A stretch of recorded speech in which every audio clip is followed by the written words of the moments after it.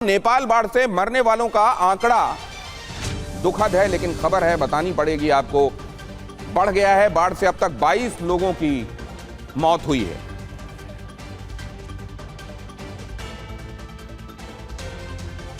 नेपाल में 400 से ज्यादा लोग लापता हैं। सबसे ज्यादा 133 भारतीय अब तक लापता हैं। मतलब यहां पर पहुंचे हुए लोगों में, सैलानियों में बड़ी तादाद भारतीय पर्यटकों की थी और उनमें 133 लोग लापता बताए जा रहे हैं। यहां फिलहाल जो आप तस्वीर देख रहे हैं उसकी तस्दीक अभी अशोक अधिकारी जी ने की और बताया कि एक स्कूल है जहां पर ये बच्चे बह गए हैं। सर, ये अधिकारी जी, ये जो घटना है जिसकी तस्वीर इस समय हम देख रहे हैं, इसके बारे में थोड़ा और विस्तार से बताएंगे?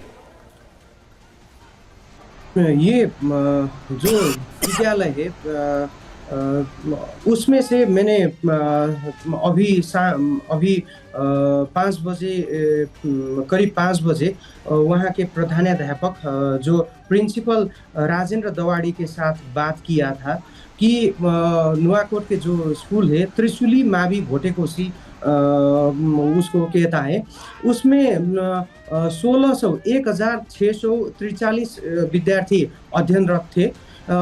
लेकिन उसमें सुबह स्कूल जाने के टाइम में जो जा रहे थे स्टूडेंट विद्यालय की तरफ, वो स्टूडेंट जब पहुंचने वाले थे स्कूल में, और कितने तो अब एग्जाम आने वाला भी है, दशहरा से पहले एग्जाम आएगा, उसके लिए ट्यूशन पढ़ने के लिए भी वो सुबह ही स्कूल पहुंच जाते हैं। इसीलिए वो विद्यार्थी और स्टाफ लोग सुबह से ही जुटे थे।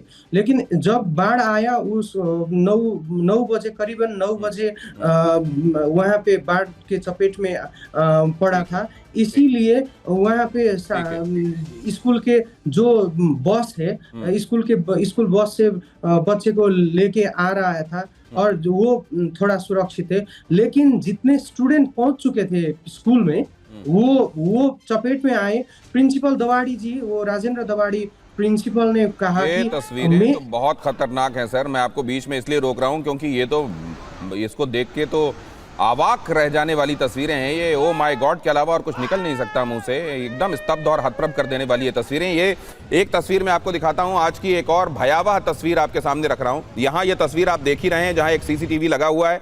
ये पूरी बिल्डिंग को कैप्चर करने के लिए, उस पर एक बर्ड्स आई व्यू देने के लिए ये असल में सीसीटीवी लगाया गया था। लेकिन अचानक आप देखेंगे कि पानी का इतना बड़ा रेला आता है कि फिर उसके बाद ना तो बिल्डिंग दिखाई देती है और ना किसी चीज का नामो निशान, और मुझको लगता है उसके बाद ये सीसीटीवी भी काम करना बंद कर देता है। वहां तक की फुटेज स्टोर जो थी वो दिखाई देता है। और यहां पर भी देखिए, ये बड़ी बड़ी बिल्डिंग्स, ये बड़ी बड़ी इमारतें, बड़े बड़े ये एस्टेब्लिशमेंट्स अचानक कैसे इस पानी के आगे बेबस दिखाई देते हैं और फिर कुछ देर में तो इनका नामो निशान नहीं बचता है। यहां ये एक तस्वीर मैं आपको दिखाता हूं। ये देखिए, गिलोंग पोर्ट लैंड क्रॉसिंग की तस्वीर अब आपके सामने रख रहा हूं मैं। दिखाइए वो तस्वीर। यहां इन तस्वीर में आप देखेंगे सैलाब इतनी बड़ी बिल्डिंग को कैसे तबाह करता है। ये देखिए, इस तस्वीर का मैं जिक्र कर रहा था।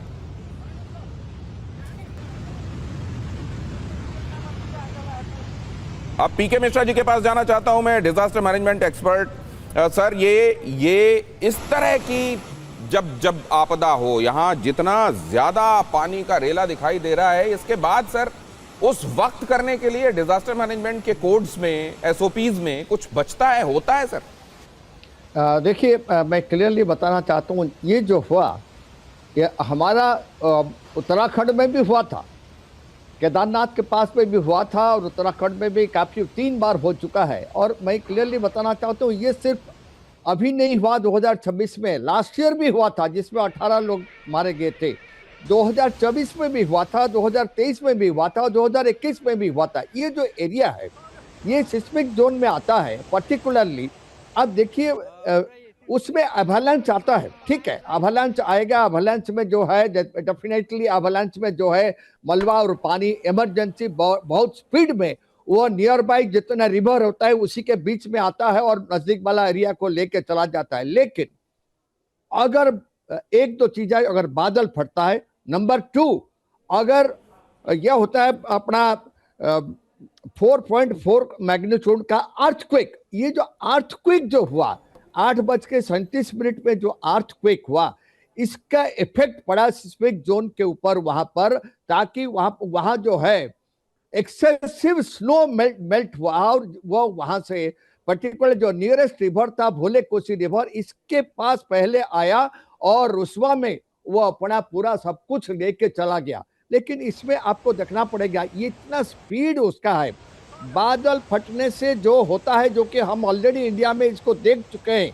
काफी बार देख चुके हैं, लेकिन ये जो हुआ उससे बहुत बढ़ के हुआ। जो लास्ट ईयर यहाँ पर हुआ था रुस्वा में, उसका भी मैंने देखा है, उसका वीडियो मैंने देखा है, लेकिन इस बार जो है उसका 10 गुना हुआ है, क्योंकि इतना स्पीड में जो स्नो मेल्ट हुआ है और वो पर्टिकुलरली पानी बन करके, और जितने रिवर्स थे उनके नजदीक नजदीक, पर्टिकुलरली भोले कोसी रिवर, इन्होंने कुछ नहीं छोड़ा, ब्रिज नहीं छोड़ा, हॉस्टल नहीं छोड़ा, बिल्डिंग नहीं छोड़ा, ब्रिजेस नहीं छोड़े, सबको लेकर के चले गए। अब इस टाइम पे अगर आप देखेंगे हेलीकॉप्टर जो है, हेलीकॉप्टर भी उस एरिया को जा नहीं सका, बिकॉज विंड स्पीड इतना ज्यादा था उस एरिया में था। इधर आप नेपाल के साइड, नेपाल से तिब्बत के साइड को जाइए और नेपाल तिब्बत बॉर्डर में भी जाइए, विंड स्पीड में भी वहां पर हेलीकॉप्टर भी नहीं जा सकते मदद करने के लिए, ताकि हम लोगों को उठा करके ला सकते। यही हो सकता है कि रिवर के जो नीचे वाले एरिया में जब जहां पर थोड़ा वहां बचाव कार्य हो सकता है, और पर्टिकुलरली जहां पर ये जितना रिवर वहां पर आए हुए हैं उसके साइड में जो गांव बच गए हैं, उनको बताना पड़ेगा कि वो उसको छोड़ करके, अपना घर द्वार छोड़ करके आगे चले जाए। लेकिन डेफिनेटली एसडीआरएफ और एनडीआरएफ, हमारा इवन हमारे एनडीआरएफ भी वहां पर जा रहे थी, 130 प्लेन भी इंडिया दे रहा है, और हमारे प्रधानमंत्री भी बालन शाह जी से बात कर चुके हैं, पूरा इंडिया उनको मदद करेगा। लेकिन मैं बताना चाहता हूँ एनडीआरएफ को बड़ा चौकन्ना होकर जाना पड़ेगा, क्योंकि ये जो एरिया है और इसमें जो जिस तरीके से जो पर्टिकुलरली अर्थक्वेक के बाद जो सिस्मिक चेंजेस आया वो पहाड़ में, और जैसे जो स्नो मेल्ट हुआ और जिस तरीके से लेक से वो स्नो प्लस मलबा और पानी गया, जिस स्पीड से गया, उसको रोकने के लिए टाइम चाहिए। वो नीचे वाले तो सर, क्या ये एक डर, ये जो उस एरिया में रुक नहीं सकते, ये आप इंपॉर्टेंट बात कह रहे हैं सर, ये जो आपने कहा, और अगर सिस्मिक एक्टिविटीज ही इसके लिए जिम्मेदार हैं, भूकंप जिम्मेदार हैं, ऊपर जो इस तरह की बर्फीली झीलें होती हैं, उन बर्फीली झीलों के किनारे जो होते हैं उनको तोड़ने में, अगर ये भूकंप के झटके उनकी वजह से वो टूटता है और फिर ये पानी बहुत ज्यादा वेग के साथ ढलान से होते हुए अगर नदियों में आता है, जिसको संभाला नहीं जा सकता। और हम ये जानते हैं कि अगर इस तरह के भूकंप आते हैं तो अक्सर उसके साथ उसके बाद आने वाले झटके भी होते हैं, जिनको आफ्टर शॉक्स कहा जाता है।